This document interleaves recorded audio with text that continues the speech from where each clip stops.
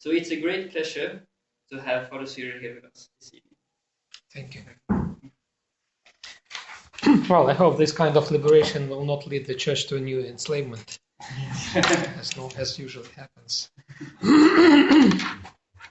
Well, tonight, I was privileged to be invited here to address you, and I'd like to share with you some outcome of my studies while I was at Yale, and I was asked to speak on the laity, on the lay participation in the church, and it perfectly fitted what I was doing in the United States at Yale, and it's actually the central kind of conclusion to which I came during my studies, that the laity, the lay communities, are at the core of the church, of what is the church.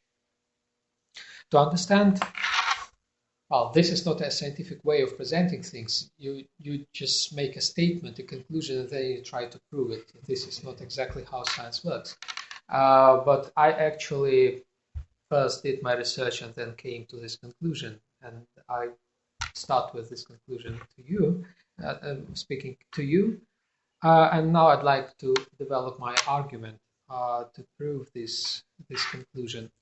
To make this argument, I'd like to start with the question which I asked one of the students today here. Who is the church?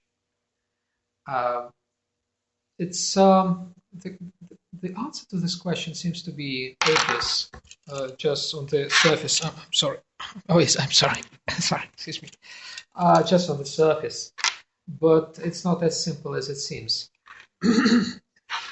And moreover, the understanding of who is the church and what is the church changed. Well, we in the Orthodox Church, we tend to believe that whatever we have is sort of constant, given to us by God, established by the apostles, and remaining unchangeable and unchanged throughout the centuries.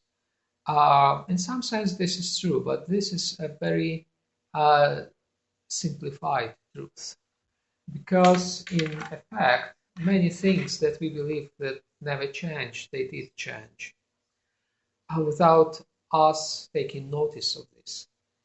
And this applies also to the church. Many things that we believe the church never had changed, it had. And one of the things that changed was exactly the way how the church identified itself through the centuries.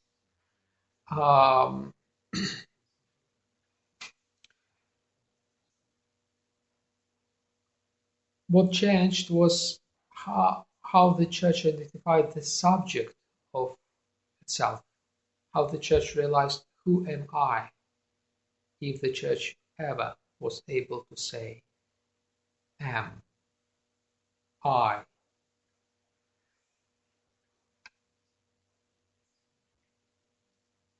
It seems that all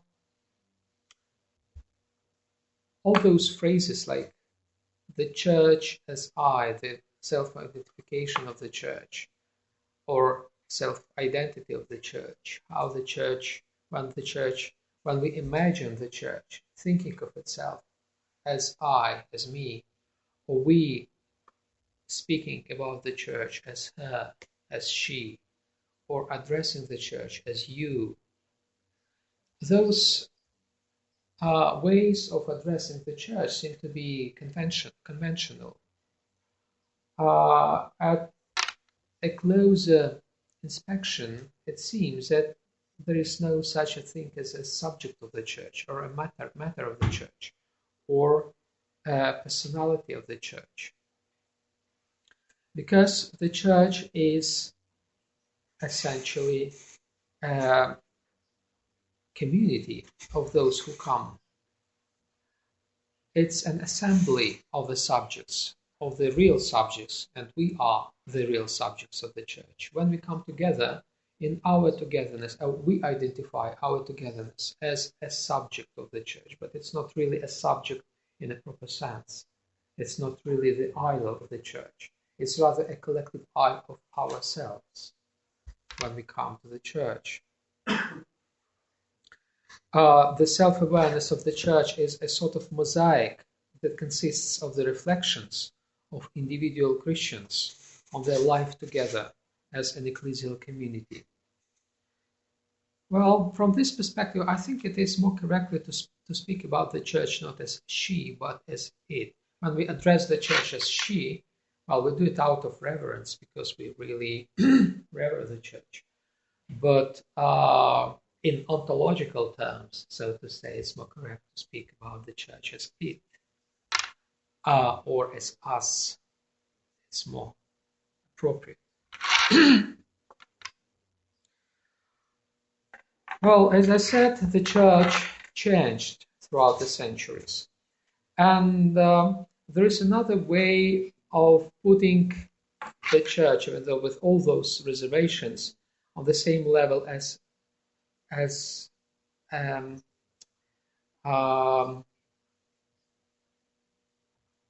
subject. Well, we said the church is not a subject, but it is a subject, in quote marks. It's conventionally speaking a subject. And in this regard, it is a subject also because through the terminology, through the way of how we address the idea of subject, we can also perceive what is the church. Take a person, take us, take me. I change throughout my life, right? I change my identity to some extent.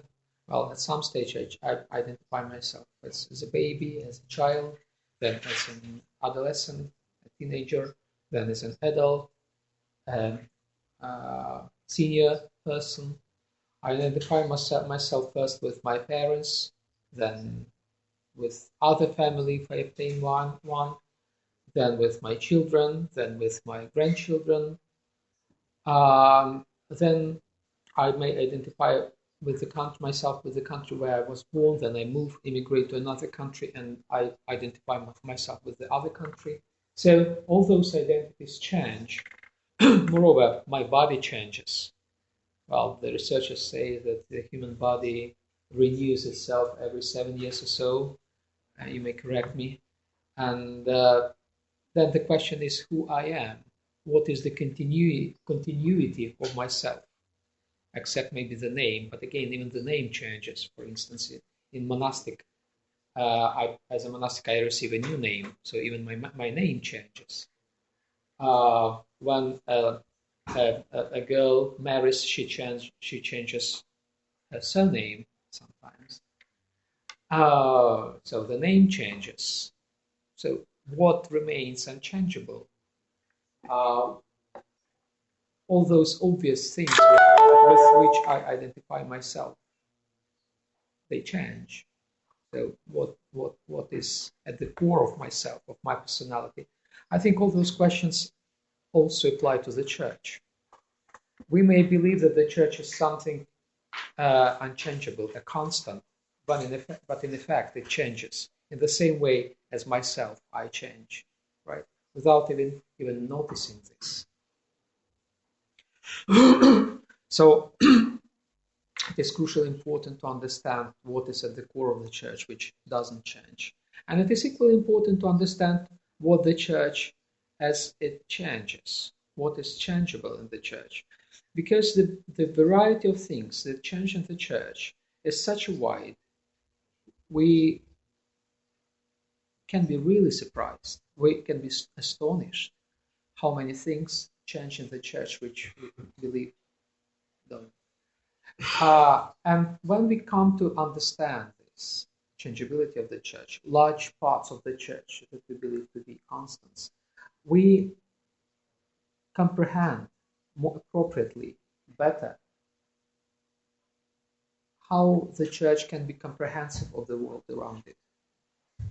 We can be appreciating the variety of world around us. and we can be more appreciating how the church is interrelated with the world around us.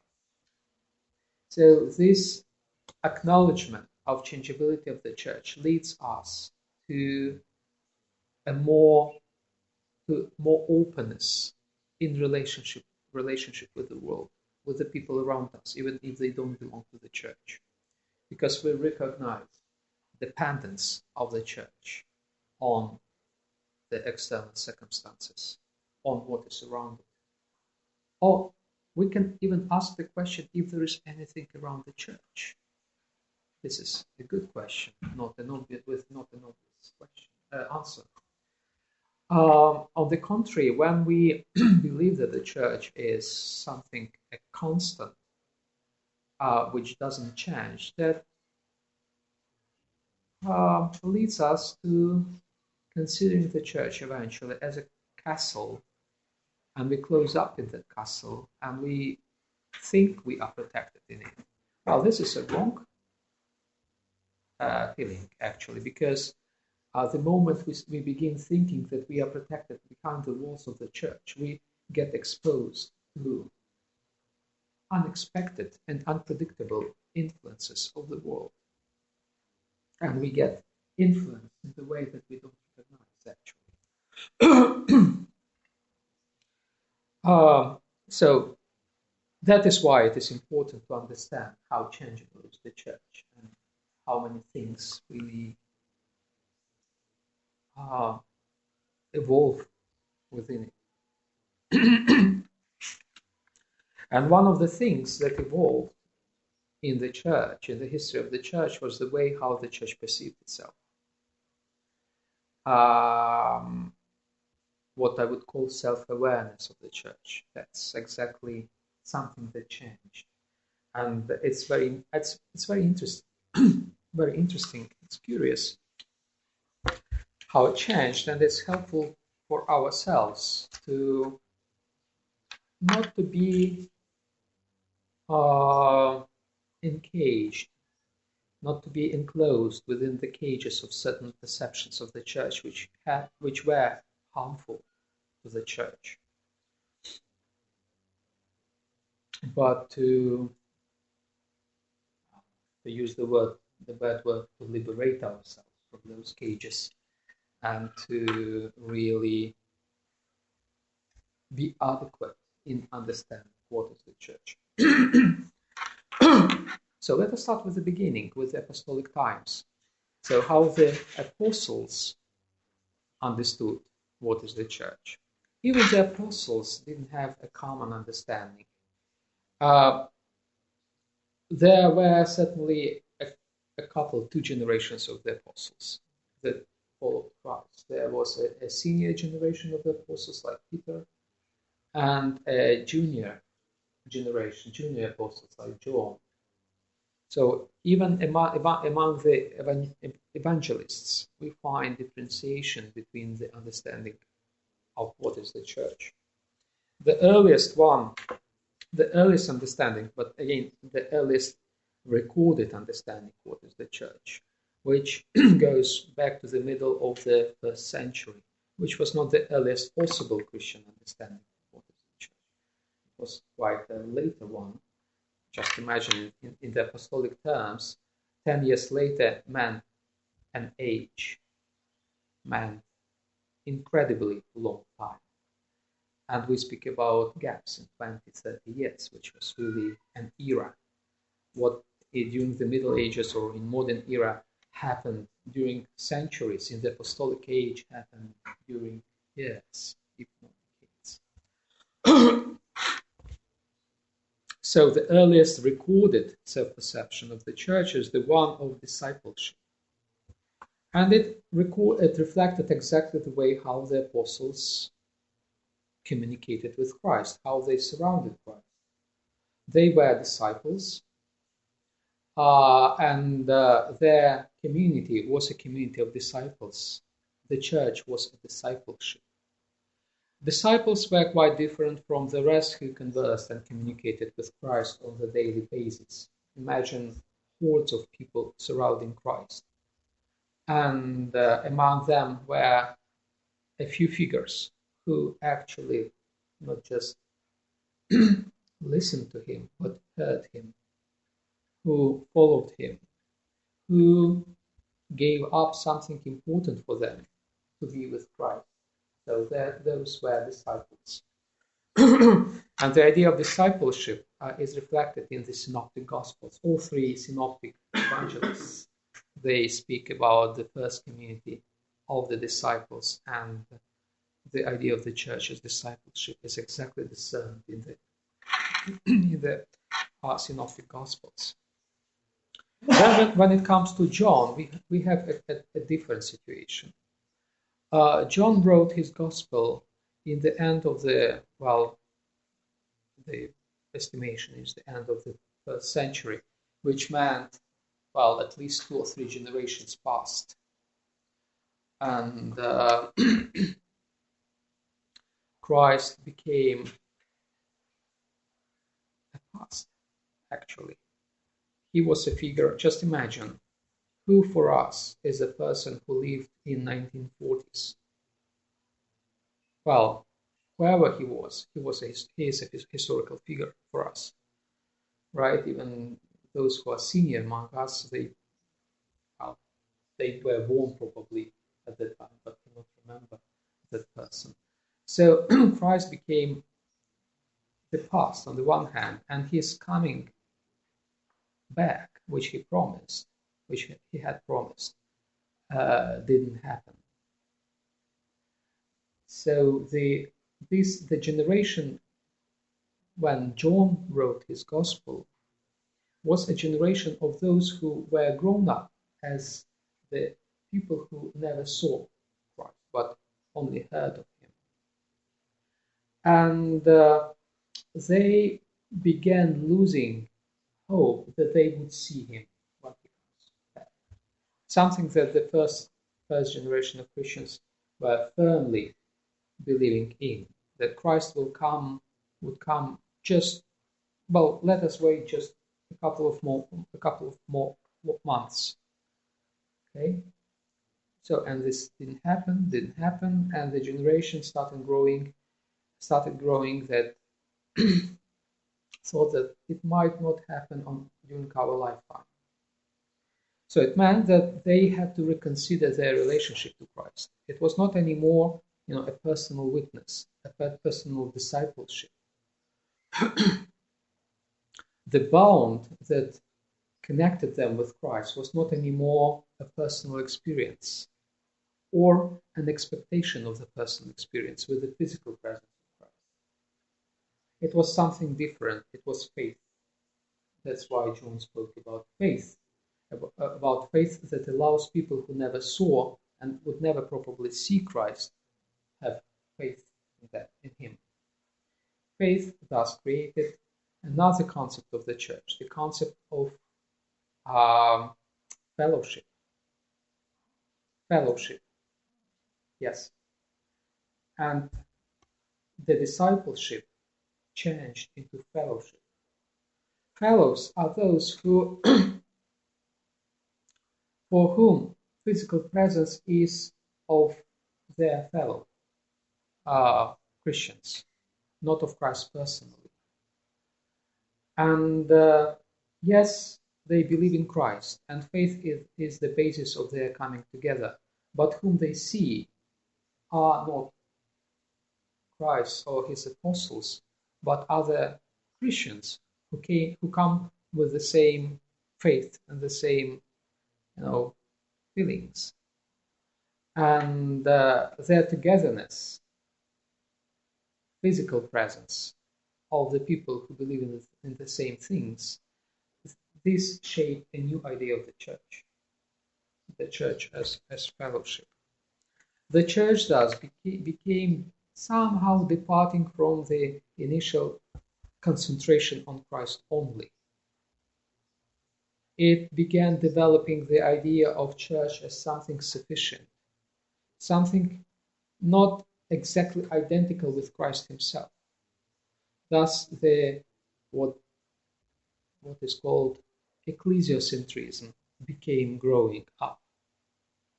So the church became not exactly separated from Christ, but distinguished from Christ. Uh,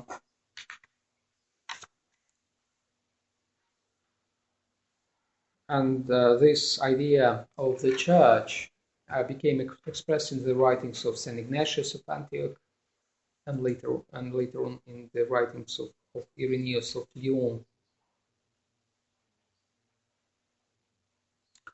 So the faith became the basis of shaping the church, and at the same time the church became shaping the faith, the concept of the faith.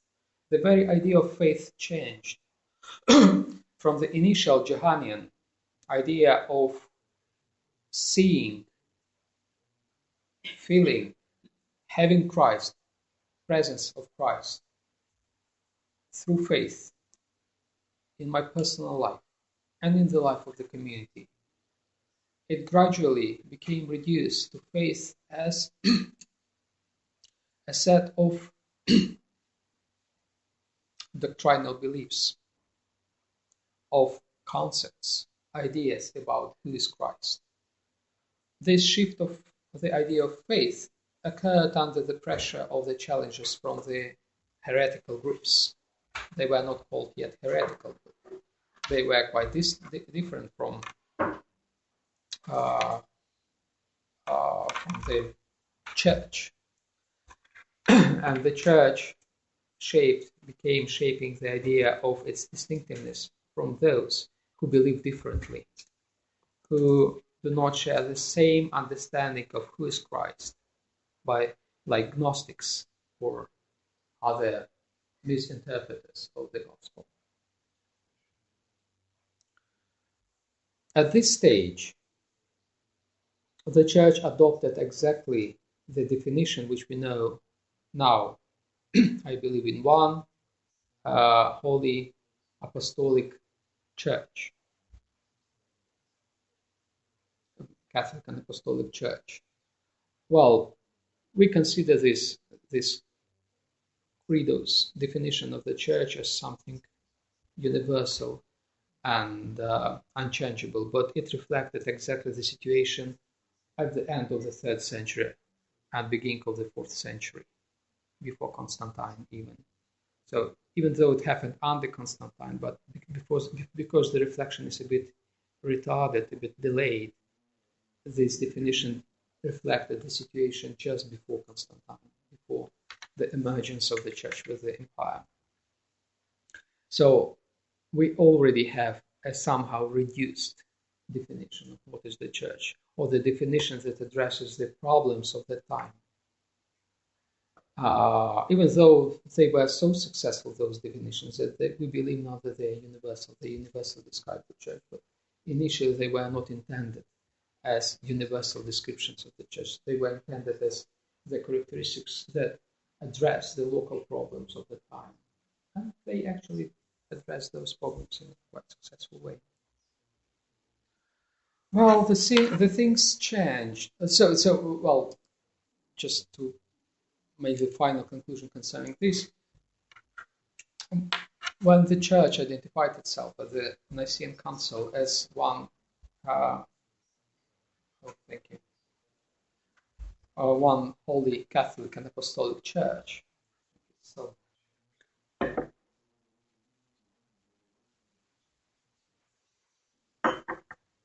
it was a certain interpretation, a certain self-understanding that already departed from the initial apostolic understanding of what is the church. It did not differentiate itself from the apostolic definition, right? There was no contradiction between the credo statement about the church and the apostolic understanding of fellowship, the church's fellowship or as discipleship. But it certainly was a kind of shifting of focuses in self-reflection of the church. The things changed with Constantine completely.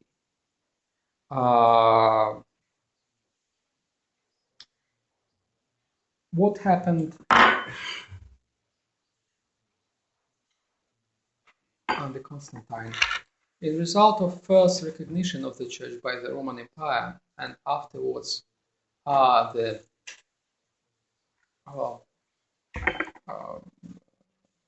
conflation of the empire and the Church, the very self-consciousness of the Church, self-awareness of the Church, the way how the Church understood itself changed. The Church began understanding itself. Well, when we speak about the Church beginning understanding itself, we mean that the members of the Church, the majority of the members of the Church, they began perceiving what is the Church in a different way from the generation before. This was a perception that did not differentiate between the Church and the Empire. Actually, the Church, the self-perception of the Church included the Empire. And the Christians began, most of them, began understanding what is the Church through the prism of the Pax Romana. Well, the same occurred to the Empire. So the imperial figures, they also, including Constantine, probably, we don't know exactly what he thought, but probably, the imperial figures began considering themselves and their political entity as a part of the Church. So the Roman perception of itself, of the Roman Empire, changed under the influence of the Church. And at the same time, the Church's perception of itself changed under the gravity of the Roman Empire. Probably the only visible disagreement with this process occurred in the deserts with the monastic movement. Monastic movement was essentially, I believe, a protest against this mergence of the two self-perceptions. The monks just did not agree that the Church should blend up its identity and its self-perception with the imperial one. And if you want, it was a kind of political protest. I don't like this kind of definitions, political protest, to consider everything in the Marxist terms, no. But it was a sort of protest against this mixing up with the empire. And still, for a long time, monasticism embodied this alternative self-perception of the Church, a self-perception that included only the Church being understood only as the Church, not as a theopolitical Church-empire, subject. Going a bit further, I would say that this happened right until the time of iconoclasm. After iconoclasm, monasticism just gave up and betrayed and became imperial, with the Athonite huge monasteries on the Mount Athos being built by the emperors. And actually the monks were bought up by the emperors through building all those complexes. And they alienated this, their initial move against the empire. So I believe.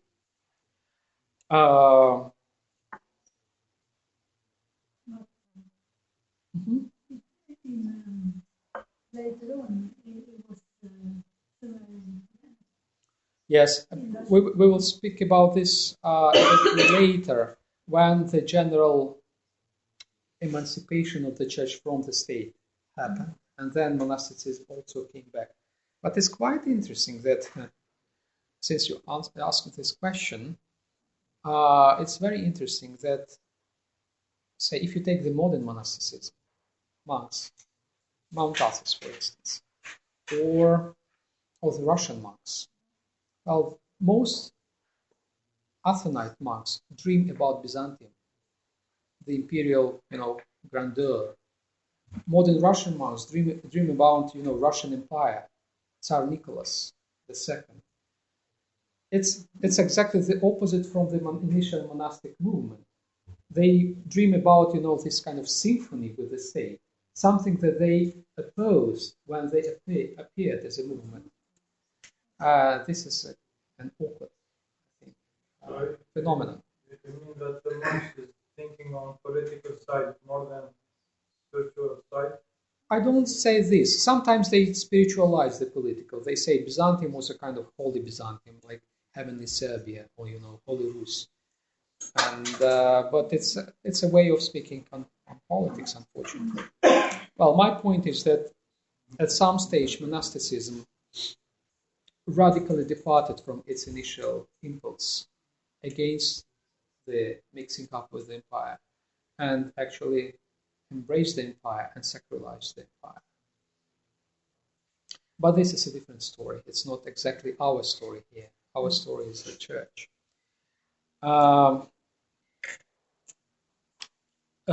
This process, tendency of mingling the self-awareness of the church with the self-awareness of the empire was enhanced by the theological controversies of the time. It is connected with Christology particularly. The Christological controversy, starting in the 4th century, dealt with the question, who is Christ and what is Christ? And the whole controversy arrived eventually at the model of one single being of Christ, articulated by Cyril of Alexandria in the best way.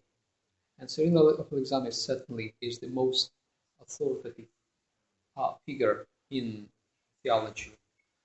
His idea of Christ was strictly monistic. Christ is one single being. Christ is, in him, divinity and humanity are only distinguished, the theoria moni, only theoretically, only through contemplation.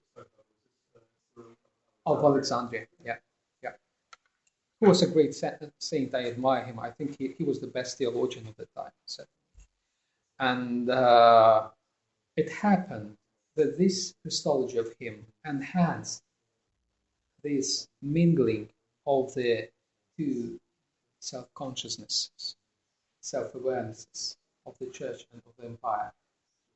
It facilitated, created a kind of model that channeled those self-awareness to mingle up with each other. And yeah.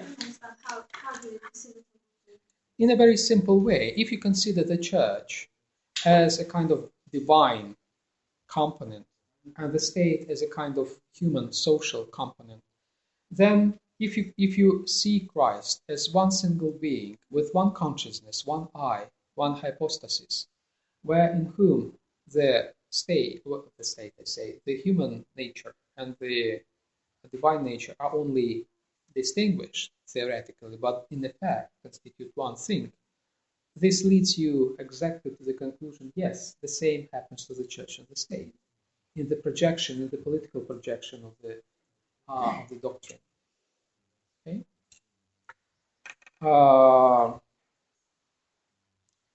So that's how the concept of symphony of Christendom in the West emerged. Essentially, symphony is a continuation, is a projection of the Christological dogma. Well, it's interesting what happened with the Nestorianism.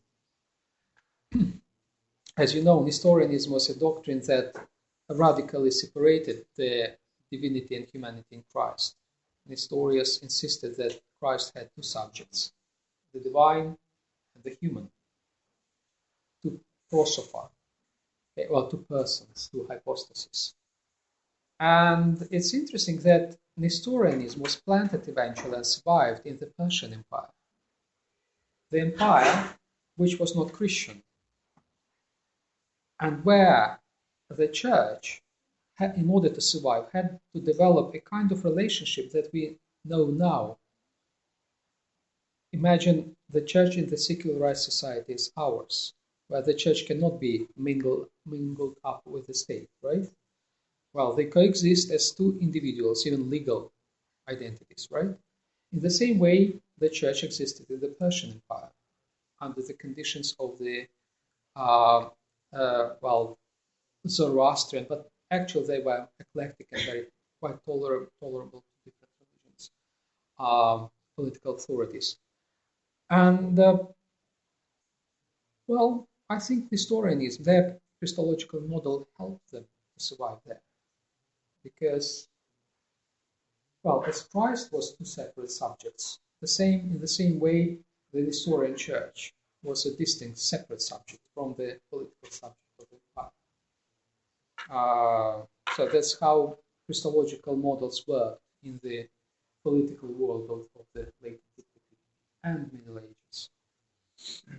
Yeah. Could it be reversed? Could the situation of the different churches have different ideas? Well, I don't say that Christology induced political model or the political model induced Christology. I say they just coincided as what was the case in the Persian Empire, and it helped, even though Nestorianism is heresy, but in political terms, it helped the church in the Persian Empire. And again, Nestorianism in the Persian Empire changed radically from the Nestorianism in Byzantium. It lost its doctrinal identities. That's why we still venerate Saint Isaac of Nineveh, who was formally Nestorian, but actually Nestorianism became political identity, not a doctrinal identity in Persia. Yeah. Is it possible to see some trace of that in the Russian modern church history?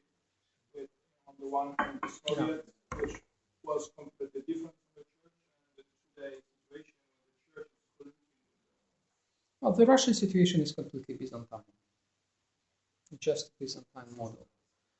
Still, because if you take, the very beginning of the Russian, Muscovite, not Russian in terms of Kiev, because Kiev was always different from Moscow.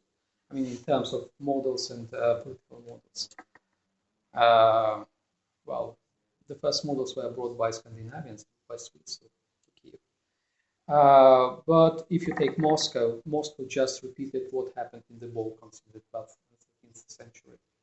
The idea of transitio imperii, transition of the empire from Byzantium to Serbia, to Bulgaria, to Serbia afterwards. And Moscow just tried to do the same. And its symphony with the state was just classically Byzantine, and still is, in some sense. But let's come to the church. Let's come back to the church.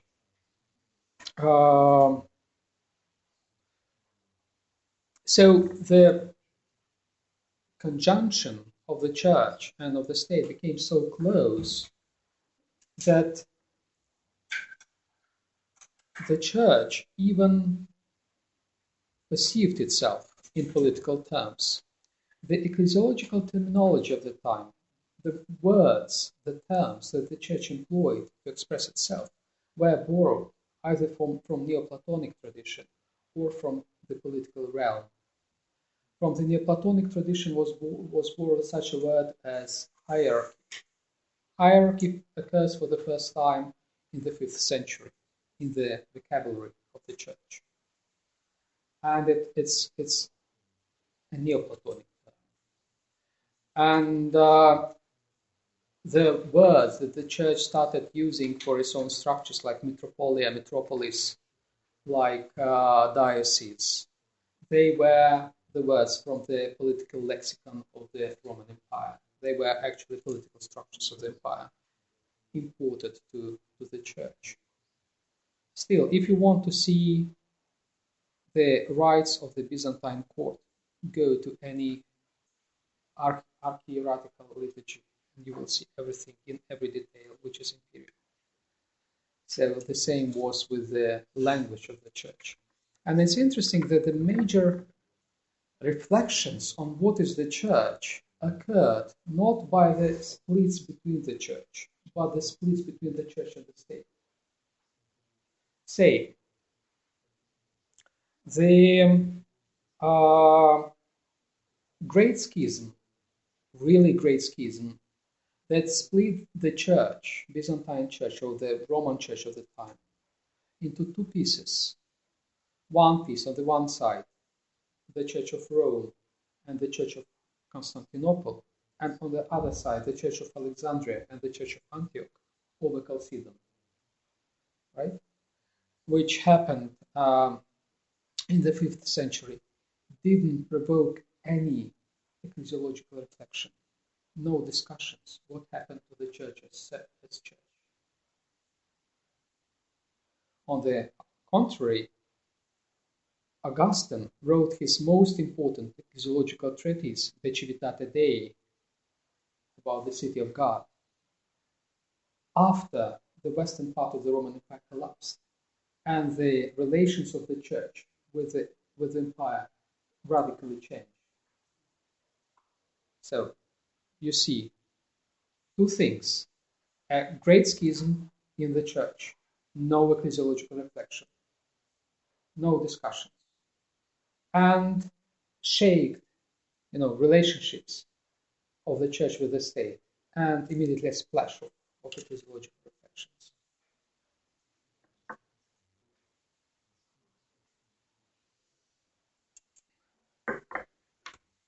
So this was a situation. This was a situation in the late antiquity and Middle Ages.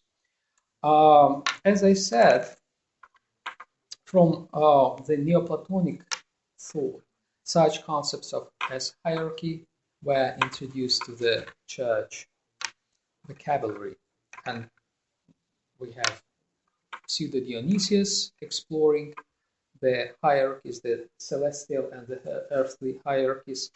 We have a number of followers of Pseudo-Dionysius. He became, even though he was heretical, essentially, he was a monophysite. But nevertheless, he was, so to say, legalized or washed out because, well, his contribution to the political thought of Byzantium was extremely important. If you declare such a figure who is so much fitting, the paradigm, political paradigm, if you declare him a heretic, it's really, it's a loss. So it's better to, to keep it. Who are you? Pseudo-Dionysius, the Areopagite.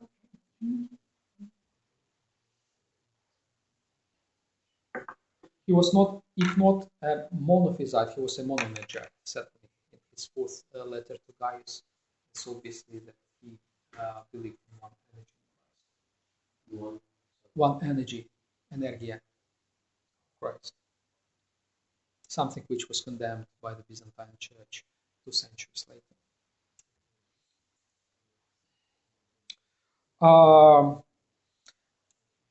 And it's interesting that it's also remarkable that the church expressed itself exactly in these political terms or Neoplatonic terms, which facilitated the political models, and not in the terms, theological terms, which were employed by the theologians at the time to address the problems of the Trinitarian theology, or even more importantly, Christology. The theologians employed the Aristotelian categories such as hypostasis, nature, ousia, essence, and so forth, properties, idiotitas, and so forth. It's interesting that the church was not expressed in the same categories, which is strange.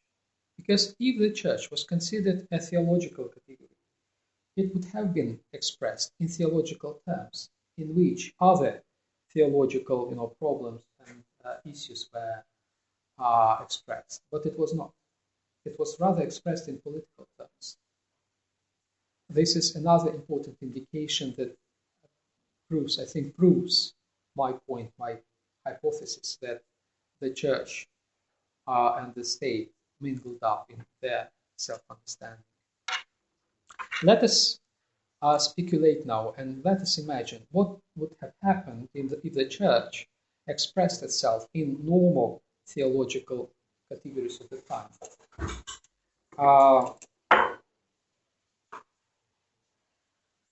Probably we would have to identify in the church a hypostasis and a nature. Yeah, we would. Let us imagine that the church is expressed. Yes, sure, no problem. That the church is expressed in the theological terms, not political terms.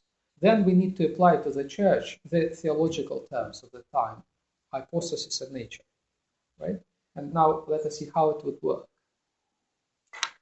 What do you think would be the hypostasis of the church?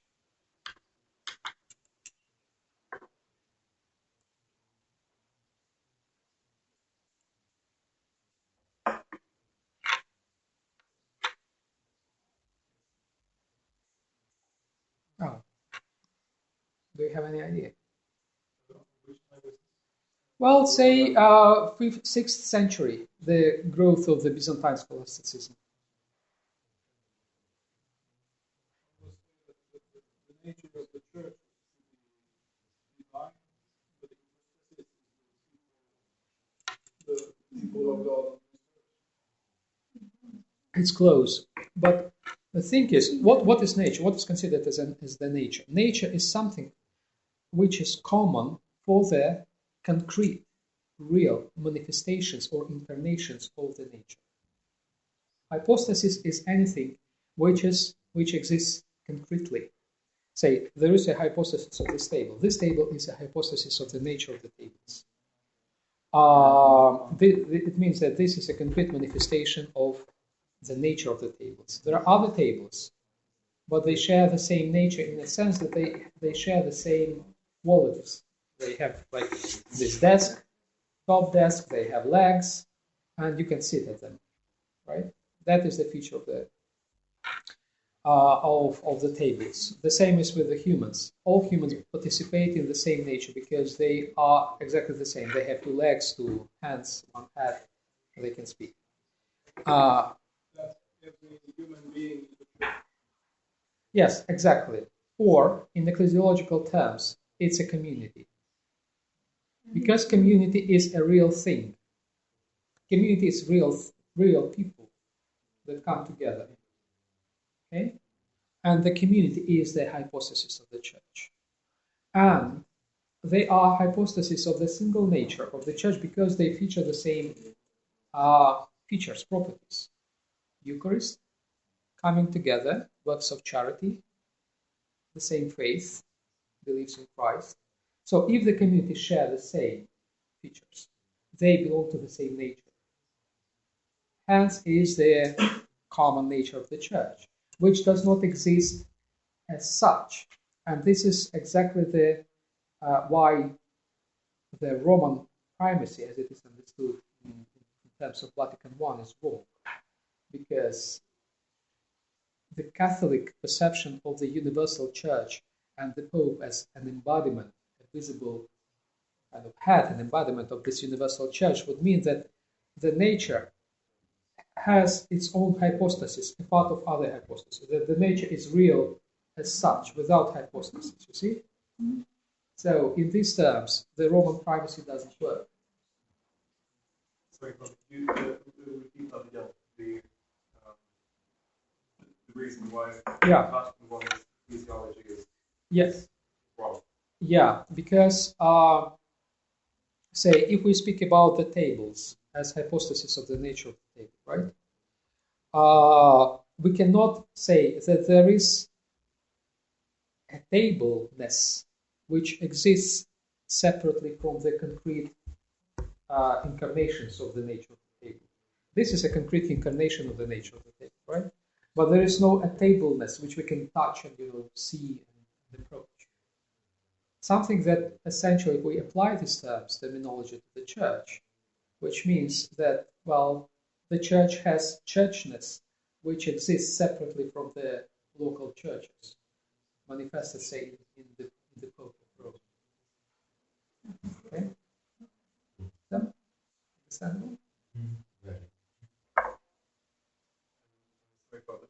Does that mean the connection be that it becomes abstract to define the church in relation to one bishop who isn't there?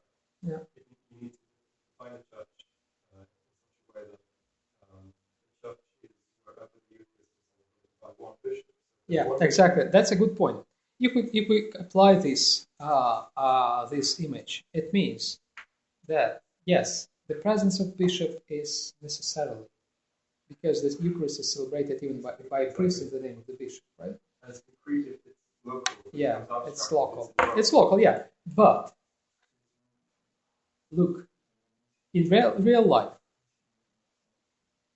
only a few communities have their bishops. Most communities, they don't have bishops, right? Which means, well, that the presence of bishop, some kind of presence of bishop, is essential for the church, but it's not as essential, say, as Eucharist or as faithful who come together. You cannot have a community with only one bishop without faithful, but you can have a community with faithful without bishop. Again, yes, I'm not against bishops, and bishops, well, in the name of the bishop, Eucharist is celebrated, but its physical presence. Physical presence is not really necessarily. And now we come to a very important conclusion, if you don't have any questions. Yes, please. One observation. That's because a question and a challenge. We do speak about the humanity in the abstract, even though we're concrete humans. Does it have to be problematic to speak of an abstraction, just in abstract terms? Because we know that it's concrete. Yeah, certainly we can generalize. As far as we generalize what is the community, as far as we identify the features of the Christian communities, and we identify those features in every community, okay, then it is the nature of the church, which is incarnated, manifested in the concrete communities, but which does not exist per se without communities. That's why community is actually the center of the church. That's why the community, which consists of faithful, of you, it is really the church. And that's how the church should identify itself. Okay? Yeah.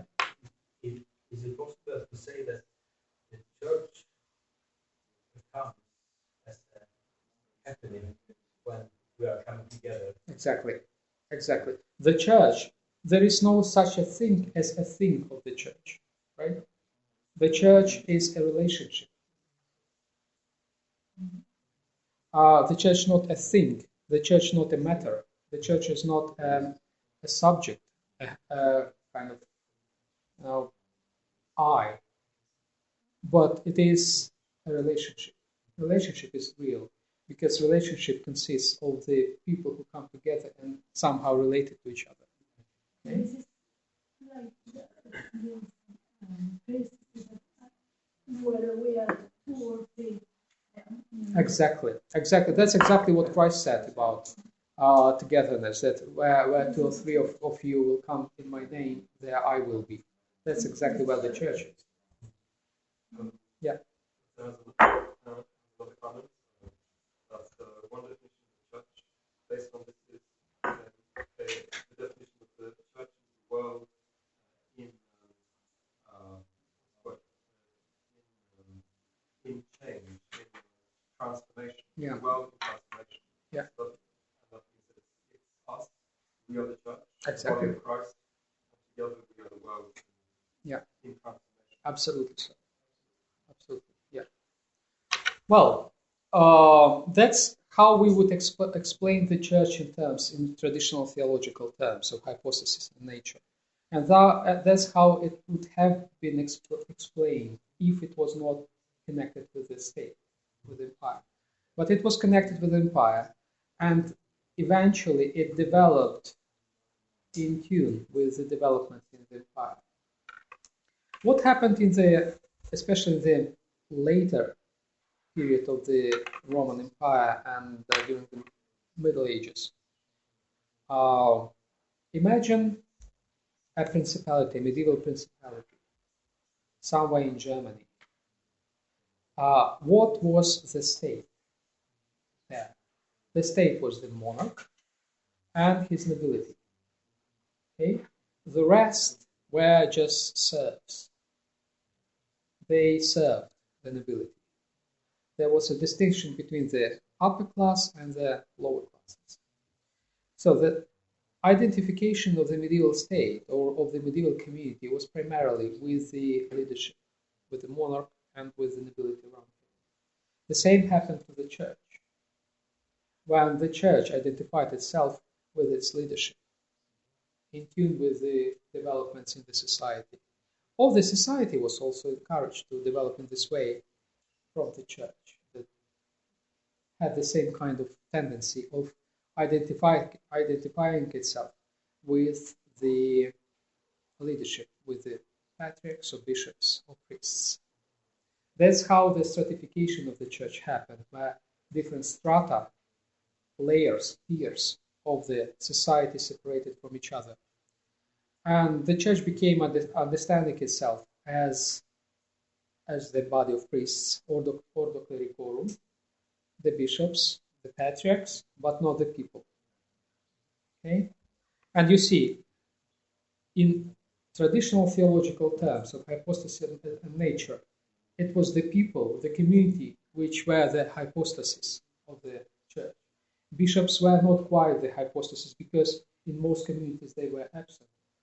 That's why they were not exactly physically a part of the nature of the church. But in the political terms, it was just the opposite. It was exactly the bishops and the priests who absorbed this identity of the church. Okay? The original identity was the universal priesthood. Yeah, universal priesthood, the communities, all people. Yeah. And what happened under this political influence was exactly the reduction of what is the church to its the hierarchy. To the hierarchy. Yeah. Priestly. Yeah. In the sense that everyone was priestly. Well, it was the early initial belief, but in the Middle Ages, the hierarchy was reduced just to the priests and bishops. And yeah. Yeah, exactly. Clericalization. Yeah, exactly. And it's interesting that it happened under the influence of sacramentalization of the church. We all speak now about Eucharistic ecclesiology as a kind of liberation ecclesiology, as a way to, participation of everyone in the church. But in the Middle Ages, it just played the opposite role, because Eucharist concentrated the idea of the church and bestowed it upon those who celebrated the Eucharist. Because it was the priests who celebrated the Eucharist. As far as you believe that the church is the Eucharist, then you start believing that the priests are the church and the rest are not. Okay? Yeah, exactly. The way that the priest could celebrate the liturgy by himself. Yeah, exactly. Exactly. That's what was in the Middle Ages. And what happens when you say insistently to someone who belongs to the church that you don't belong to the church because I'm the church, the priest, and you are not the church, you are something inferior. Okay? Well, at some stage the person begins believing in that as well. Yes, I'm not the church, so I leave the church. That's how secularism happens, I think.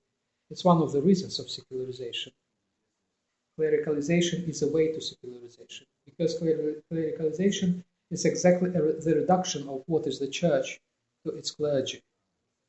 And when the clergy absorbs the identity of the church, just and owns it just for itself, and excludes the faithful from the church, the faithful just leave. And it's not their choice, because we just expel them. We say, you are not the church. Okay?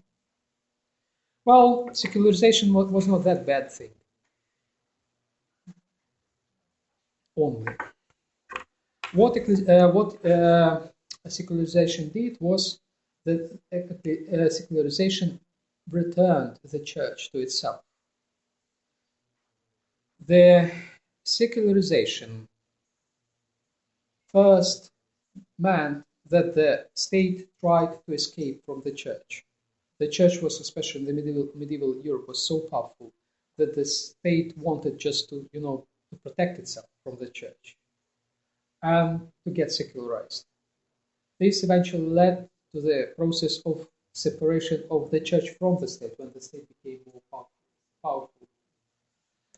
And this led to the crisis in the identity of the church. If the church is not anymore a part of this theopolitical church-state single entity and self-understanding what it is.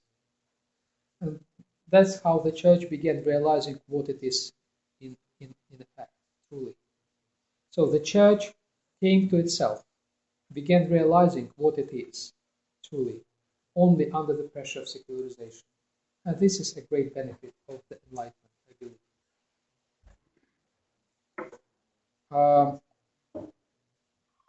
The church, in terms of self-understanding, was not liberated from the state even during the Reformation, which was a huge and important movement of liberation of the church and of Reformation was an ecclesiological revolution.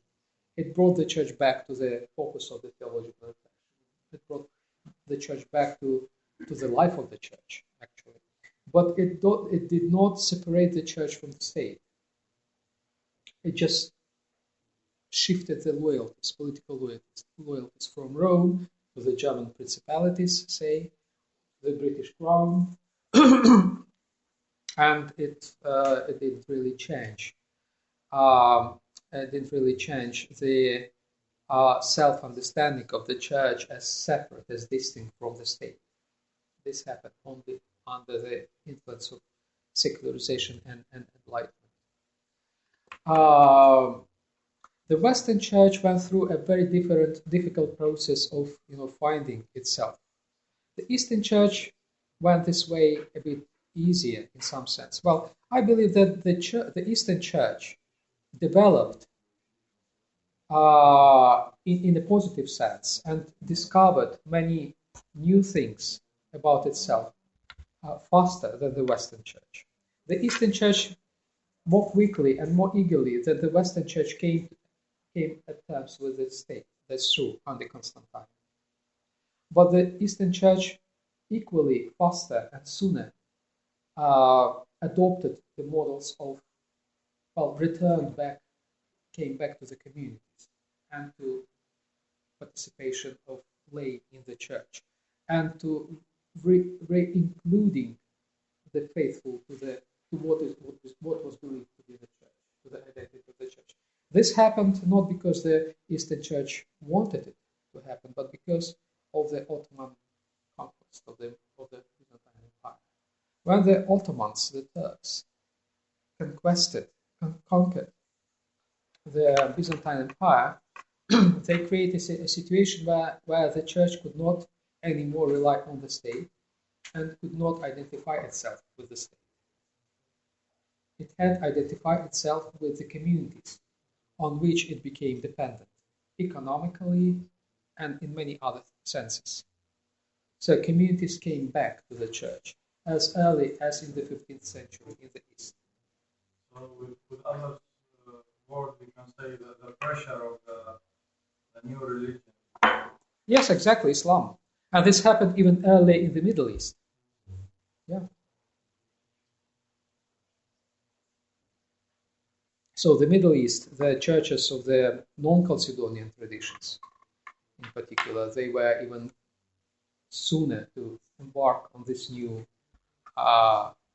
understanding of what is the church.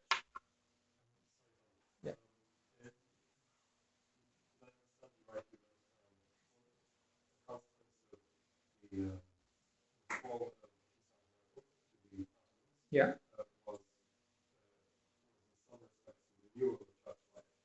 Yeah, exactly. Yeah, absolutely. Yes, but not theological, unfortunately. Because theology just died out, because any intellectual reflection was just quenched. There is a historical record. Greater participation. We don't really have many records from the time, but we certainly know that the only way for the bishops, say, to survive, was to come back to the communities and to rely on the communities. And so the distance between hierarchy just shrink. Shrink. Yeah, exactly. Well,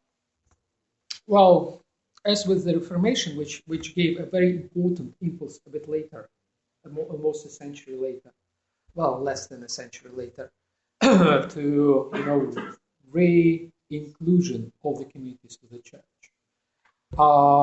and even during the Reformation, the church did not rediscover itself.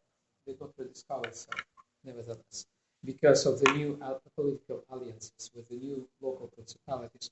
The same happened to the Eastern Church as well, because this powerful movement towards including lay people and communities back to the church reduced itself to reliance on a few families in Constantinople, the so-called fanarios, who actually were lay people, but because they were servants to the Sultan, and they were close to the court, were very influential. They actually took all lay control over the church and became a sort of lay hierarchy within the church. And the initial impulse towards emancipation of the church and kind of broadening the idea of what is the church somehow quenched.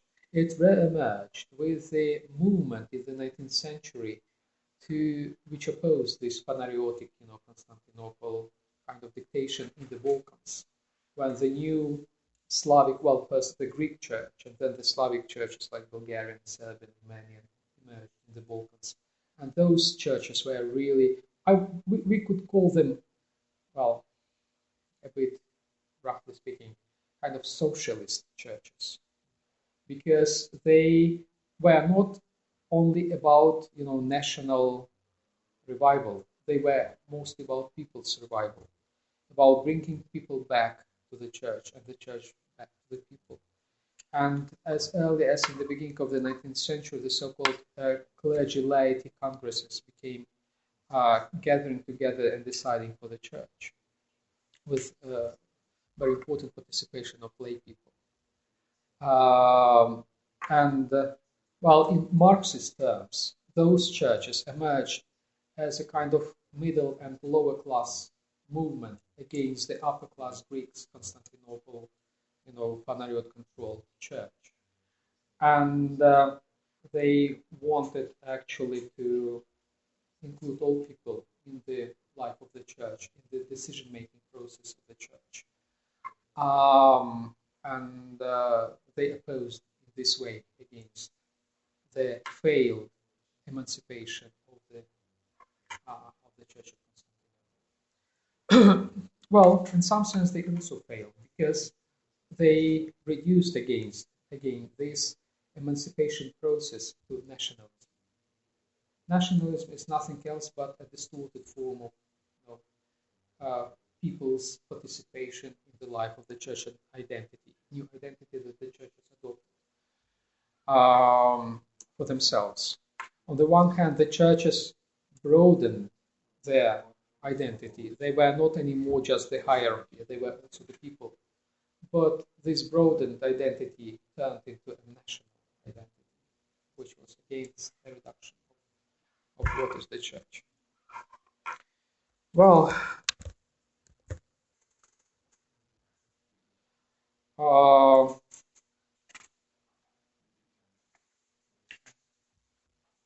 thus, I just tried to demonstrate you thus far how the perception of the church, of what is the church, changed from the apostolic times to the recent times, and it continues changing. And it was somehow always a struggle between the reductions of what is the church and the processes of broadening of what is the church, of the idea of what is the church. It was always a kind of dialectical struggle between two perceptions of the church. And yes,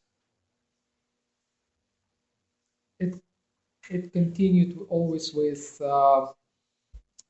different success, the success of the one side or the other side. But it always was a kind of struggle to exactly to include what is really most important in the church, which is the community and which is everyone. So, voila, here we are. I think it is important for us to also to understand what is the church here and now under the present circumstances. And I think the entire history of the church teaches us to include ourselves, all people, like as the members of the church, which are not inferior, not less members of the church than anyone else, including the patriarchs. Okay, so that is the conclusion with which I'd like to praise everyone here and to answer your questions. I mean, yes, it is. It is important to understand. I think the entire history of the church teaches us that it is important to include in the church everyone, and to understand that everyone in the church is equally the member of the church, and only together we constitute the church. Yeah, exactly. They are not any better or worse. Everyone who wants. Yeah, everyone who wants to. Yeah, exactly. Humanity. Yes, those who, well, subscribe to the church, who say, well, I'm baptized, I come to, comply with the requirements of the church, I come to the Eucharist, and I participate in the life of the church. Should I suggest we take 5 minutes? Right? Sure. And then you write down your questions. If you have something in your head now, and we. Whatever serves you. You can either ask them vocally or just write them down. Yes, right. Up to you. Okay. Okay.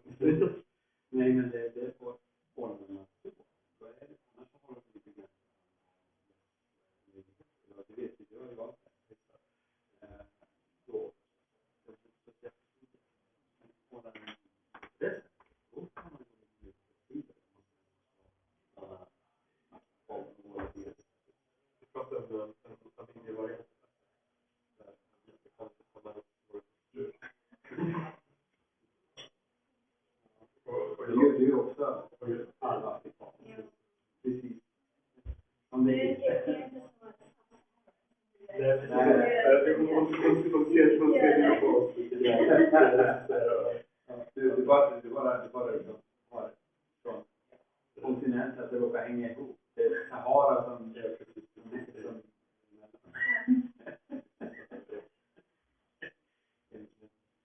Har vi tur så får vi jobba. Nej, men jag var på en sån här missionärsvansträff för år sedan. Så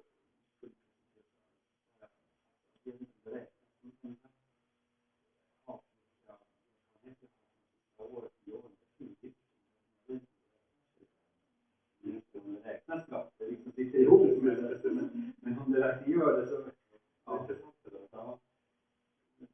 Vi började senast i februari. Ja,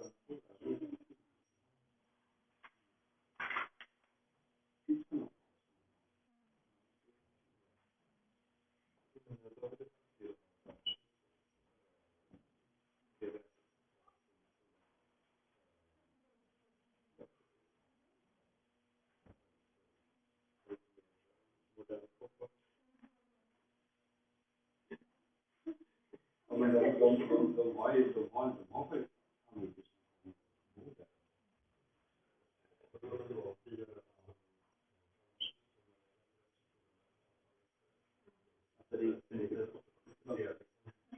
de kanske inte har plats för mer än om man kommer på en grupp på 10 så har man ockuperat hela Västtyskland. Om man ska kunna åka så många då måste man ju vara i god tid och veta att vi har plats. Annars en eller två eller så när vi åkte så var vi färre och då går det att ordna på något.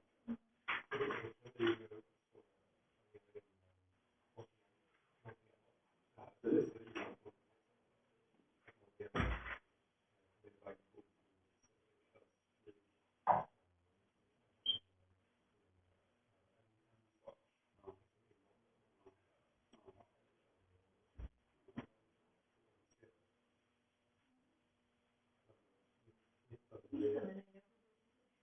Tiden som jag har varit här i den finaste tiden jag har varit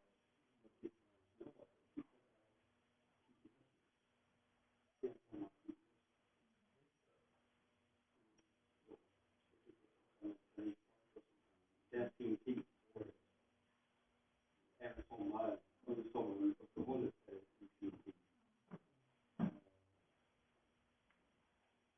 Tänk på det nu och november. Helt och hållet så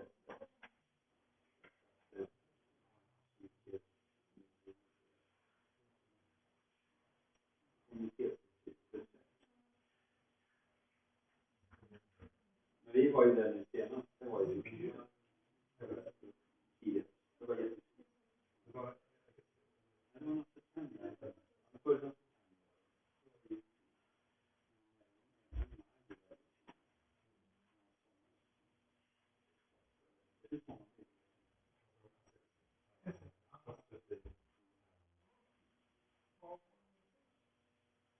Det är lite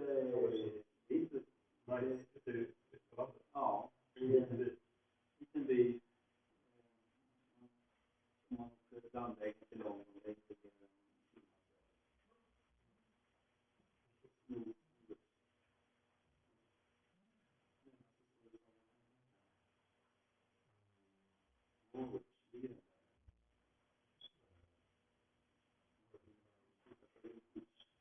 Jag borde veta det. Jag skulle vilja se ortsnamn. För i engelska.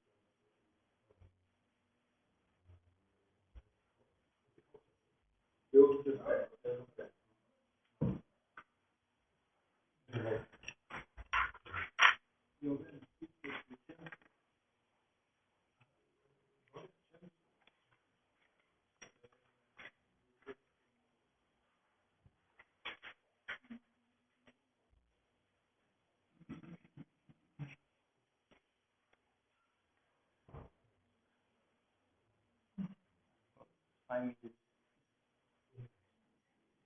It's not always 5 minutes. It's not always 5 Yeah, minutes. yeah, It's 10. yeah, no problem.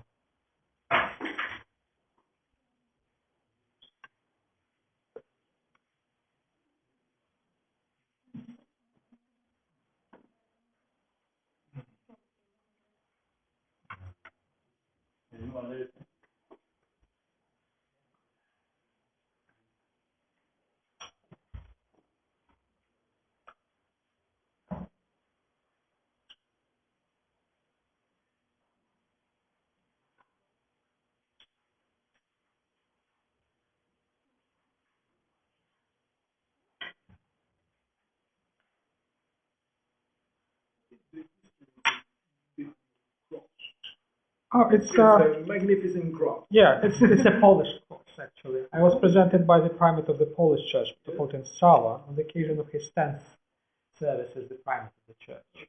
So it's not quite a Russian Sofrino style cross. It's Polish, and I like it because it's a moderate Baroque, I would say. You know, the style. You know, yeah, we are very much against, you know, gay and stuff, but transgender, but we like, you know, female embellishments. Yeah, this is one of the ways. And this one, you know, the style that Sofrino produces is often the style, you know. It's a bad joke, but it's half true. You know, in prisons, you know, maids, they produce different embellishments. This is a kind of criminal, kind of mafia style, and this is not. That's why I like it.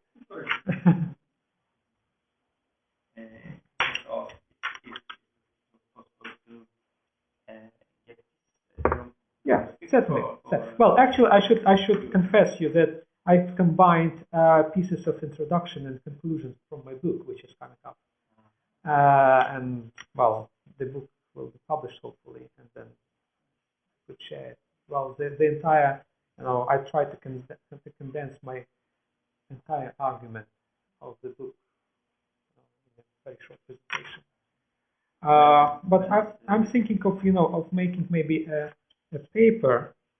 I was just thinking about this, kind of another summary of the argument. Maybe to be published in the, well, there is a new American magazine published in the United States called The Wheel, an English-speaking magazine. They publish articles, you know, from Orthodox intellectuals in the United States, and mostly. So, if you're interested, it's downloadable actually for free. The Wheel, called The Wheel, yeah. This is an opportunity to advertise the magazine. It is for free. Well, there is a subscription if you want to support. You're most welcome.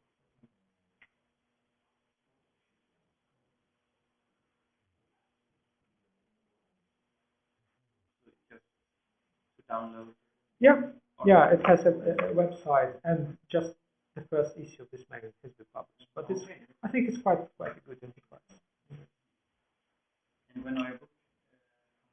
In August, hopefully. Yeah. It's going to be priced over 150, I think, US dollars for hard copy, but then they will produce also an ebook and soft copy. But I will be happy to share some. That's why I'm thinking of maybe making kind of summary on the basis of today's presentation and publish it for everyone. Well, I don't remember.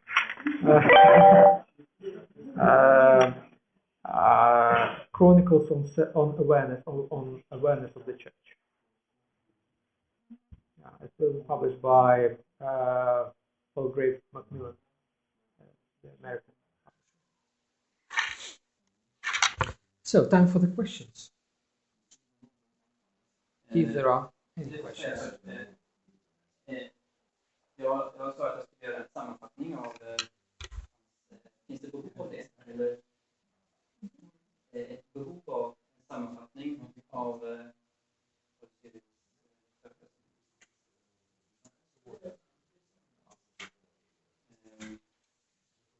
en sammanfattning tar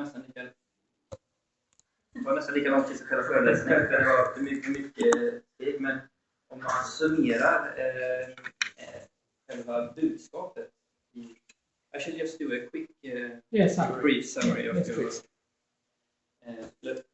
säga att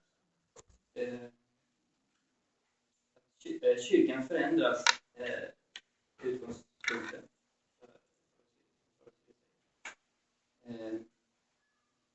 Och ett exempel då är självförståelsen, kyrkans självförståelse. Så från apostolisk tid har kyrkan en självförståelse som orienterar sig kring lärjungaskap. Generationen som följde så försköts fokus till en självförståelse som orienterar sig kring en gemenskap. Fellowship, community. När kyrkan blev en statsreligion efter Konstantin så fick den en relation med staten, vilket gjorde att den här bilden, självförståelsen som en gemenskap flöt samman med statens självförståelse. Och sedan dess så har kyrkan varit i en dialog eller att under inflytande av statens bild av sig själv. De har också influerat varandra. Och först nämner flera exempel då.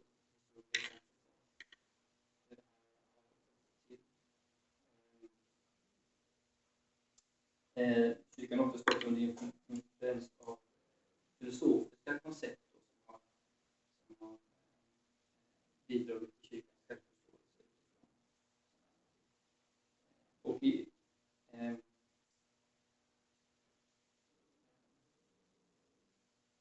den andra i slutet här då om att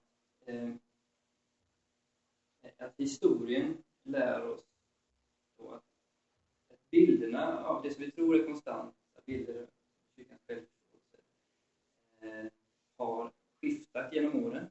Men att det vi kan lära oss av historien är att inkludera oss själva i kyrkan som gemenskap. Det var en jättekort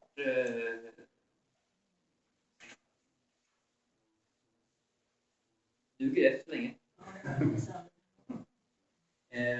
Så, frågor?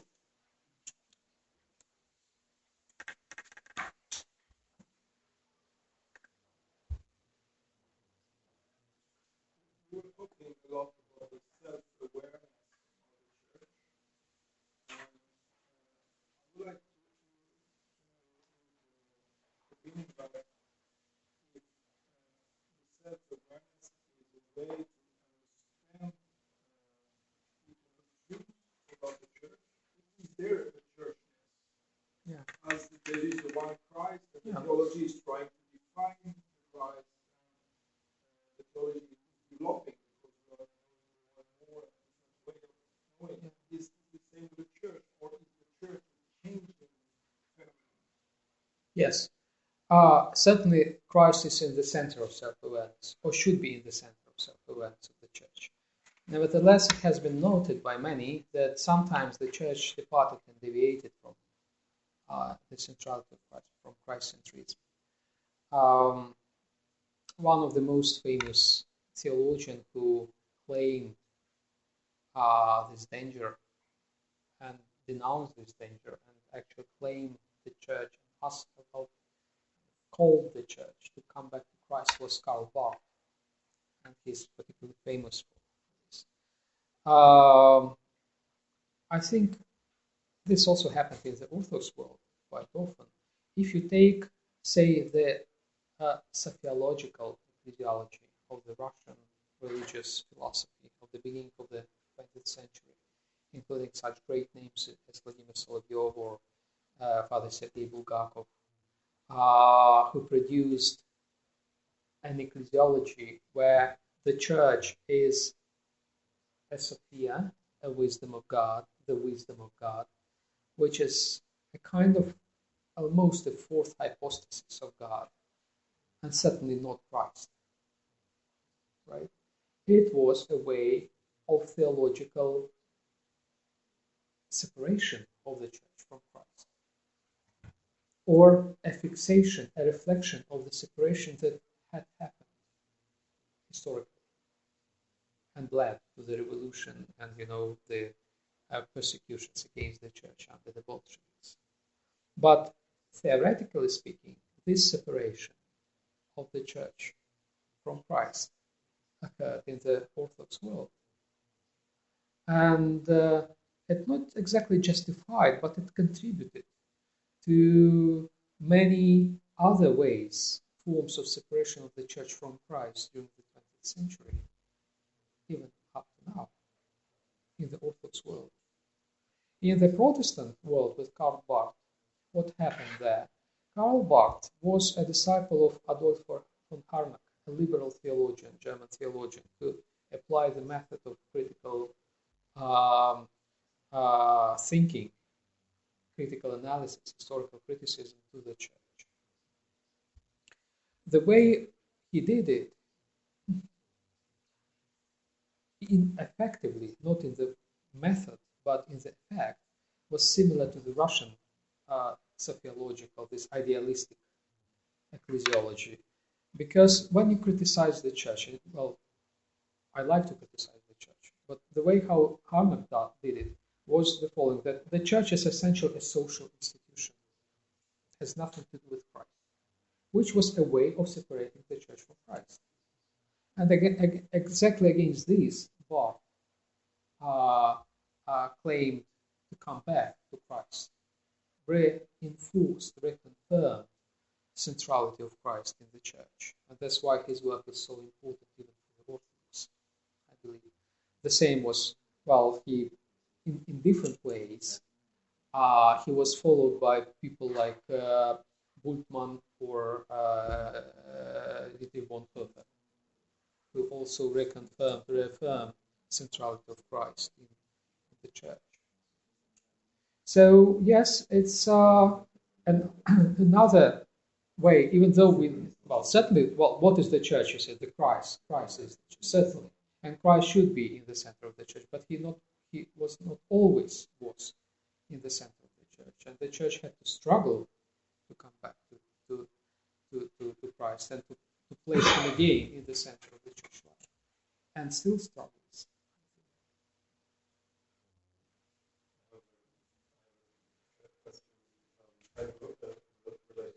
Yes, please.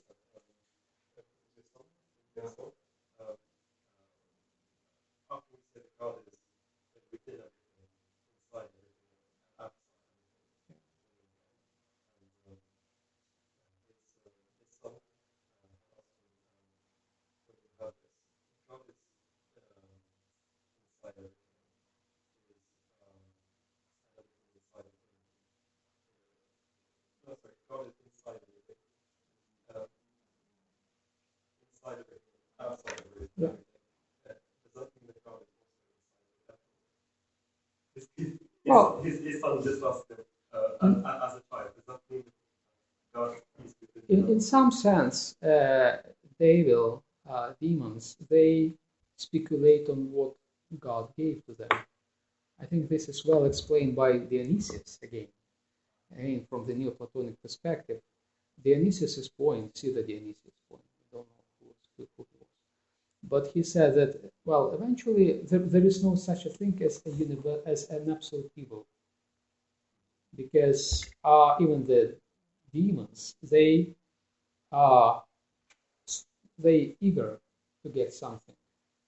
And this eager to get something, even if it is wrong and if it is bad, this eager as such is from God. So what we have in demons is just a deviation, distortion of what God gave to them. But it's not an essential evil. There is no such a thing as an essential evil. There is nothingness. Yeah. Yeah. We can't say, we can't preclude the possibility even to God barriers. Well, in some sense, not in their present state. In some sense, they are. They feature some things that their very existence is from God, because nothing can be exist without God. Even say what they do with us. Yeah. So Yeah, exactly. It's another, yeah. Nobody can say Christ is without speaking to the Holy Spirit. Yeah, that's right. That's right. That's right. So, at least from this Neoplatonic perspective, I think it is helpful. It helped Augustine to get rid of Manichaeism, to get rid of this dichotomic, black and white picture of the world. And in this regard, it contributed largely to, to distortion of what the church is, but it also helped to, to get rid of this dualism, dichotomy between unbelief, essentially, in that evil is substantial. Evil is not substantial. Evil is lack of substance. It's not substance as such. Yeah. I have a question about the situation of, I think, the Orthodox Church has a special role in the Western part of the world. We are living in a different kind of society, another history, and I think there is opportunity to get back to this reformation, but not to not to keep the relation to the state, to be independent from the state. What do you think it means for the global church, this experience with the church? Well, speaking globally, I think the Eastern Church, I found it to my own surprise, that the Eastern Church was first in many regards before the Western Church embarked on certain things. It was first in bad things and in good things. I mean, if you take the relationship with the state, as I said, the Eastern Church was the first which embarked on a new model of relations with the state, the Eusebian model of symphony, which was not as such bad initially, because it demonstrated the openness of the church. It coincided with the phase when the church was open enough to embrace the empire. Because within the church, there were different voices. Some people didn't want to embrace the empire. And they were really kind of, modern sort of fundamentalists or, closed-minded people. And because open-minded people like Eusebius was an extremely open-minded person. He was a disciple of Origen, who was exemplary in this regard. And they were open enough to embrace such a monster as an empire. And they succeeded to change it. Well, then the empire changed the church. It's a different story. Again, the Eastern Church was first in emancipation of what is the church. Because emancipations in the Western Church and the Eastern Church happened not because the churches wanted it, but because under the circumstances. Well, in the West, we know the circumstances of the Reformation. In the East, it happened earlier, almost a century earlier, and the Eastern Church was flexible enough to, to adapt itself to the new political situation of the Ottoman Empire. Survived well. Even earlier, it happened with the Middle Eastern churches under the Arabic conquest. Then, if you take even the model of, if you take the Western Church, the Carolingian model of relationship with the Church under the Carolingian dynasty, which led eventually to the rise of the papacy as a rejection of the Carolingian control over the Church. The Carolingian model was not an invention. It was a replication of the Byzantine symphony. Then, if you take, say, the Reformation and particularly the Anglican Reformation, but also the some instances of the continental reformations, you can interpret it correctly in terms of autocephaly. The churches sought autocephaly for themselves, an Eastern concept, which helps us better understanding what happened during the Reformation in the Western Europe. So, well, the Eastern Church often, more often than we believe, to be influenced or set new models for the Western Church. I would put it this way. And I mentioned just a few examples.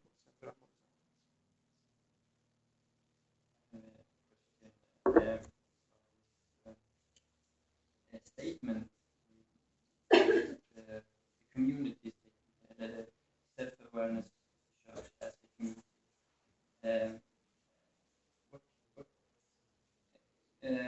What could be the practical communication of self-awareness? Yeah, I think it already happens. But there is no a practical implementation of this idea. This is an idea that follows the reality, the development of the reality of the communal life.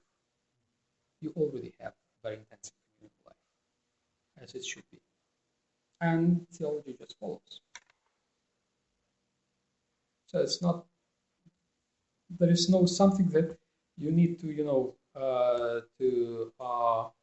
arrive at as a result of these reflections. No, these reflections, they reflect something that has happened sometime.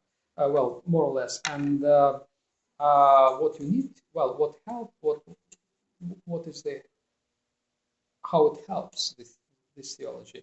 I think it helps to not to be afraid to be a community, but to understand that this is not an exception, this is a rule. This is how it should be.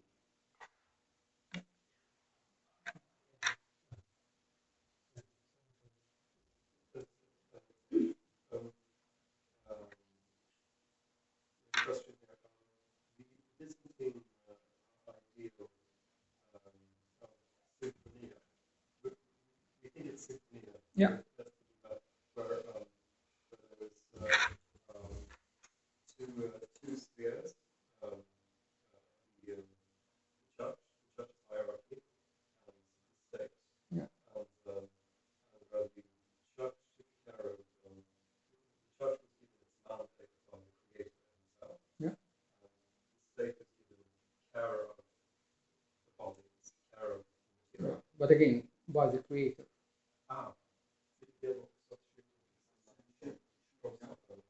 So the idea is that they have. And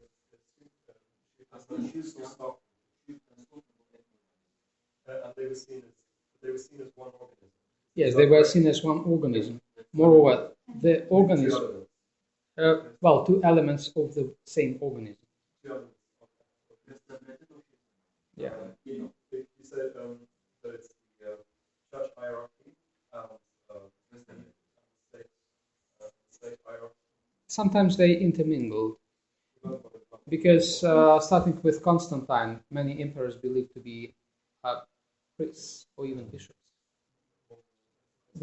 Constantine himself, reportedly called himself the bishop ton exo, those who are outside.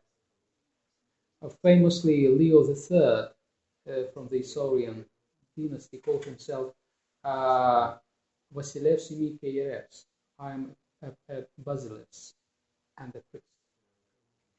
And there was a long story when the emperors identified themselves with the priesthood, with the priesthood hierarchy. And the hierarchs often play a political role. They say, if you take one of the most hated person by the non-Chalcedonian Christians, Cyrus of Alexandria, who lived in the beginning of the 7th century, he was the Archbishop of Alexandria, and he was the prefect of Egypt. He was the governor of the region. So he combined the two, capacities of the political leader and of the church, and it was very common at the time. So the two hierarchies, yes, sometimes they function a bit separately, but sometimes they just were the same. Our question here was, we take up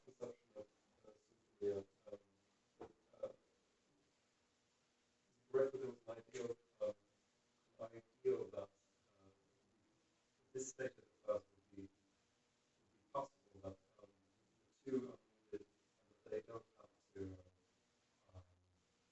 contradict each other, or that they don't have to negatively impact each other. Well, according to the church at that time, the self-perception of the church at that time, they had not to contradict each other because they stemmed from the same source, God. They could not. Well, even though the reality was different, sometimes very different. And then the question was, you possibly see that this ideal something which was ever realized? Is it an idea which can be realized? Never realized. That is the thing. There were no. And not one which is actually possible. No. Well, what would you say? There were some instances when this ideal was close to be realized. Say the instance of Emperor Heraclius and Patriarch Sergius in the beginning of the 7th century again. But this ideal led to the heresy of monothelitism, actually. That's how the ideals work. The closer they got to the idea of symphony, in those cases, they became heretics, actually.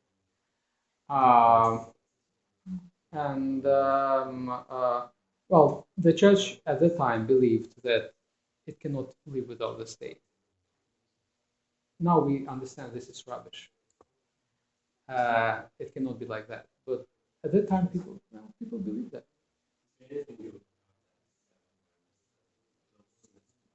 Yeah. There was something positive, certainly. Absolutely, yes. Yeah, because it secured unity of the church. The church was really unified when it was with the empire. It was not, well, the emperor took care of the unity, sometimes violently, sometimes he killed people, but it wasn't important. More important was that the church was one. It was indeed one. The church became really fragmented after it departed from the empire, after it departed from the unity with the state. Well, first it became fragmented with the political fragmentation of Europe, and the Reformation, and then the 30 Years' War, and all those religious wars in Europe.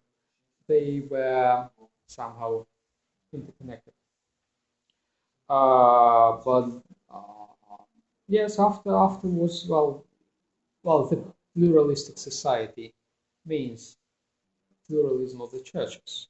And this is exactly a consequence of departure of the church from the state support, when the church realized itself. So there are upsides and downsides in every process.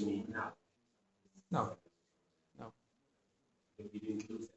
Yeah, but well, for us, I mean, as the Orthodox Church, I think it's ultimately helpful and beneficial that we realize our own churchness, regardless of which state we are in. And the same applies in the Protestant churches. And this is a relatively recent achievement. And this is not, I believe, even an achievement of the Reformation. I want to repeat that I believe this is an achievement of the era of the Enlightenment. I think this understanding of the church is very powerful to attract people and empower them. So, and to scare people. I think so, yes. I mean this about the community, to tell the layman you are very important. You are no, you are not important. Yeah, you are not important because I want you to like me, but because this is how the church works. That's exactly the point. Yeah. But the Protestant churches, they have many of them similar understanding of empowering the people, and sometimes they have this understanding. So good for them. Before they changed into some kind of a socialistic community. Yeah. I'm not saying definitely socialistic, but social democratic. They put the Christ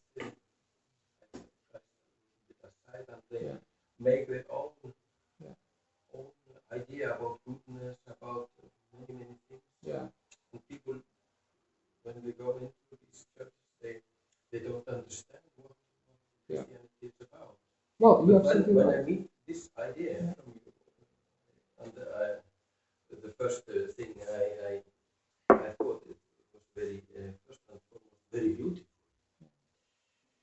And because I think it's because it's true. But I think it have a potential to ignite the Lutheran Church, because this idea of empowering the whole community is opposite to the old Catholic idea. Yeah. Which you have a large power. Yeah. You have to break in. Yeah. To have some influence. Yeah. And in my heart, I've always had this, at least newly, this hope that the Orthodox Church could change a little bit the evangelical Lutheran. Yeah, I hope so too. As the Lutheran Church has changed, the Orthodox Church, incredibly, and we don't realize it to what extent. Yeah. Because, well, the Orthodox Church has become very much Lutheran during the 20th century, and without even realizing that. And I think it was to the benefit of the Church. And I think the Orthodox Church pays back, should pay back. But what your point is extremely important, and I'd like to dwell on it a bit more.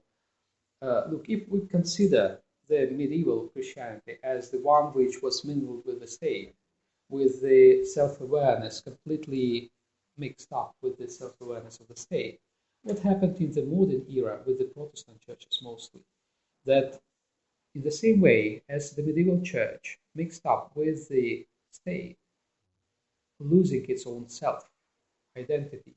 In the same way, sometimes the churches, mostly Protestant, I'm sorry to say this, mix up with the society as the partner and losing their own identity, their own self, by dissolving in the identity of the society. Yeah, that's why it is important for the church to keep its own self, regardless of who is the partner of the church, either the state, the Constantinian state, or the liberal democracy and society of the liberal democracy. And there is another thing, I think, is when the church subscribed to a certain ideological agenda. What happened to some Protestant churches, and partially to the Catholic churches, is that they subscribed to only one political agenda. When it was fashionable, say, the liberal agenda, they just complied with this agenda. They became liberal. The same happens to the Orthodox Church now, because the conservative ideas are so much fashionable, especially in Russia. The church tries to embrace them and identify itself with those conservative, ideas and agendas. And I think the Orthodox churches, even though they may have some temporarily success in the conservative society, they will suffer the same losses that the Protestant churches suffer. Those churches who have identified themselves with the liberal agendas in the earlier decades when they were more fashionable.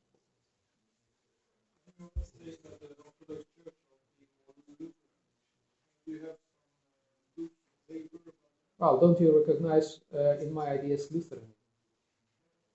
I agree completely, but it's very interesting. Well, I mean, the whole idea of community.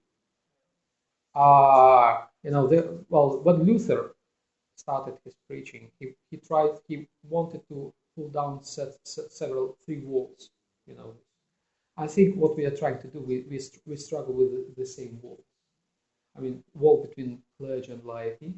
The entire our discussion tonight is exactly in the line with what Luther wanted.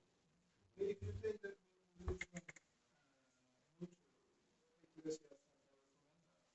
or just the word reformation, reshaping, it's often understood as the back to something, to the golden age of the church. Is it utopia? Is it Or is it Well, what happens in the Orthodox or Church? is it reshaping as going forward? Yeah. Well, look, for the Lutheran Church, I think it's a way of going forward.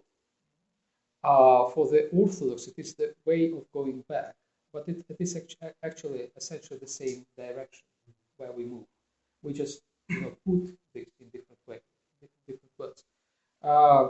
We try, as Orthodox, to put everything in terms of tradition. We say we hold on to the tradition, and it's a sort of self-deception because we move. We actually reform all the time, but we don't recognize this. And we put this reform as if it was a kind of coming back to the fathers, the neo-patristic slogan of Florovsky, or coming back to something else, to Holy Rus, Heavenly Serbia. We always come back, but in effect, we move forward. And that is the difference, I think.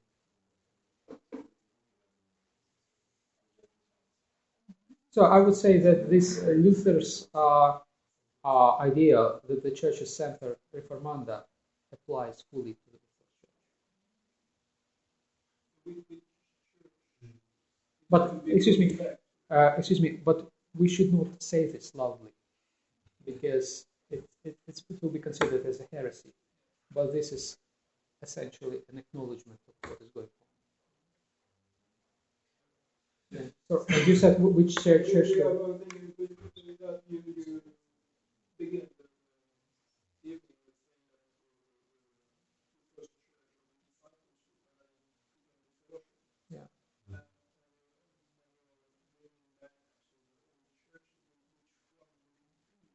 because in a way, Yeah.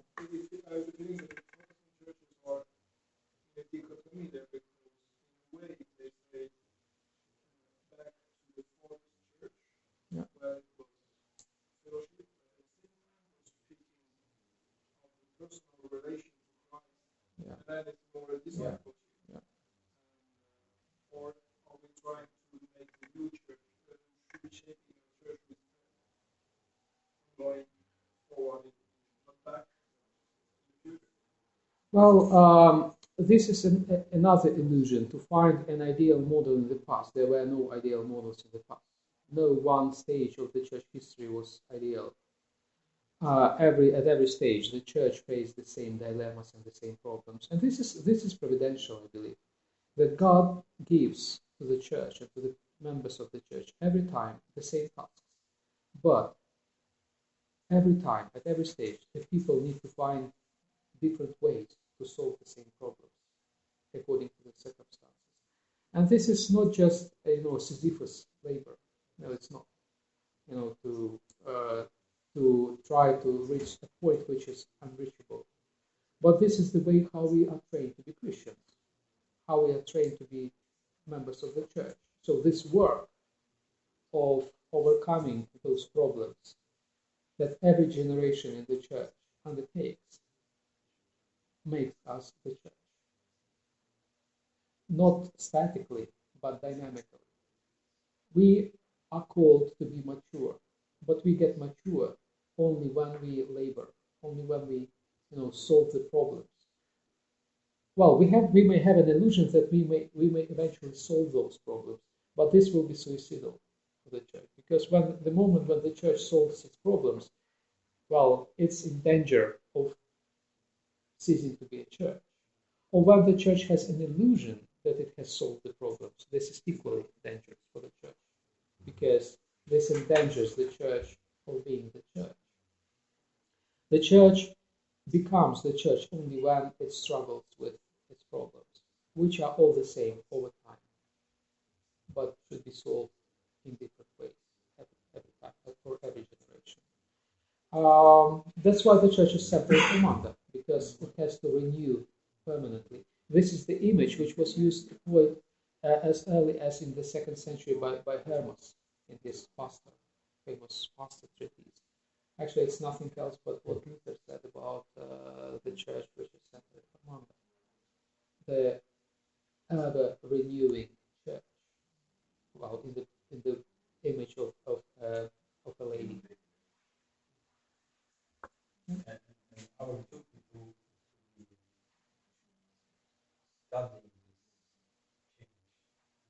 Exactly. Yeah. To get deeper into Exactly, and to be aware of this. And this awareness contributes to self-awareness of the church. That's how the self-awareness of the church is shaped. It's not something automatic, given. It's something that we contribute through our effort, our understanding. Yeah. Correct to say, no generation achieves the ideal. Yeah. But we it's not possible to reach the ideal through, for example, rules.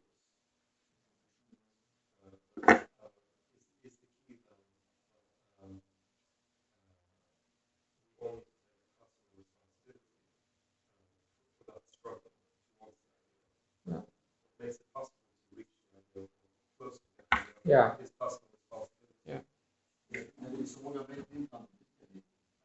when there are so many of us who make up the church, Yes, exactly. how is it possible for all of us to take responsibility? Well, that is an amazing, miracle of God. That effort of millions of people, these efforts of millions of people, they actually constitute the effort of the entire church. That was what makes us the one church, not millions of churches, but one church.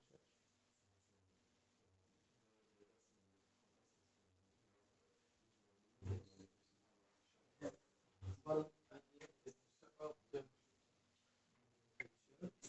church. Somewhere, I think it was from the Orthodox net, they were talking about that the Christian community should, in the political arena, talk or get used to that they should be listened to, like other ideologies, like materialism or feminism or many groups have the power to press on the public opinion and to the media. But I would say I come from Iceland. I have been here in Sweden for a few years.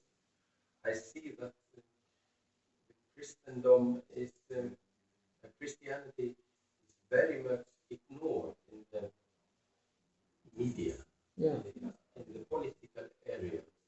And if they want to go near some kind of a Christian idea, they deform it first. What I'm saying is that you never, in the main newspapers, you never see an article about a very believing person who tells about deeply Christian ideas. Never. Oh, this is so good. This is so good. Just imagine if media pays attention to the church. Well, we enjoy a lot of media attention in Russia, but oh my. But at least, I'm not talking about dominating something. I only to the people in the country. Oh, there's a group. It's a Christian people. They think like this.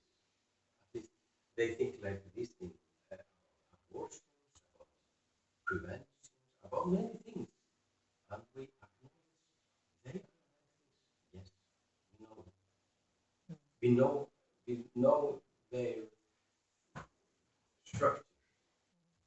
Like this. No, it's not like this. But even if media imagine that media in the West pays positive attention to the church, right? Wants to deliver the message of the church in the way, to the most positive way. But again, I'm quite afraid of such a situation because it easily slips. This happens exactly in Russia because media is positive about the church. But what happens? Media makes the church Taliban. So it distorts the message of the church, even if it wants to, positively to describe and deliver the message of the church. So far, every attempt of the media to promote the church in a positive way ended up in distortions, if not or just reductions of the church, and they gave eventually a wrong message about the church. So the church is the best vehicle, the best communicator about itself. When it is true to itself, when it is true to its own self as it understands it. So I'm pretty happy about this silence of media. Yes. I will not protest, but it's more like, certain things.